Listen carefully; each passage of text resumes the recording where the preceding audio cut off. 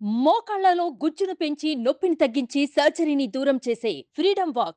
ఏపీలో నాలుగోసారి ముఖ్యమంత్రిగా ప్రమాణ స్వీకారం చేయబోతున్న చంద్రబాబు మళ్ళీ తనదైన శైలిలో పాలన మొదలు పెట్టేశారు.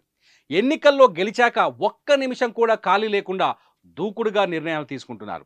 ప్రమాణ స్వీకారంతో సంబంధం లేకుండా ఇప్పటికే పలు కీలక నిర్ణయాలు తీసుకున్న చంద్రబాబు ఇవాళ రేపట్లో కూడా మరిన్ని ఆదేశాలు ఇవ్వబోతున్నారు.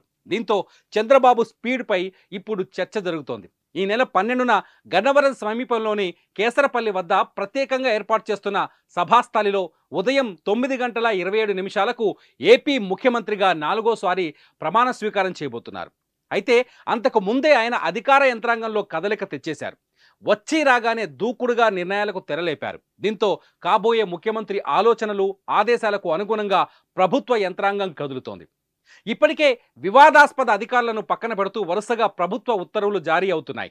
ఆయా కార్యాలయాల నుంచి డాక్యుమెంట్లు మాయమవ్వకుండా చర్యలు తీసుకుంటున్నారు. ఇప్పటికే పలు ఆఫీసులు సైతం సీజ్ చేశారు. వైసీపీతో అంటకాగిన అధికారుల కదలికలపై ఫోకస్ పెట్టారు.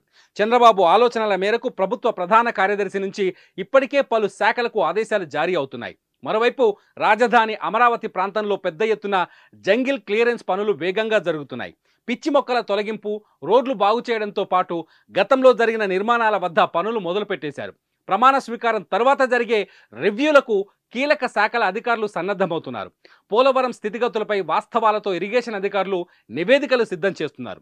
ప్రమాణ స్వీకారం తర్వాత ఇంకెంత వేగంగా పనులు చేస్తున్నారనే ఉత్కంఠ పెరుగుతోంది. పోలవరం ప్రాజెక్టు పూర్తితో పాటు అమరావతి పునర్నిర్మాణ పనులను చంద్రబాబు ఛాలెంజింగ్గా తీసుకున్నట్టు తెలుస్తోంది.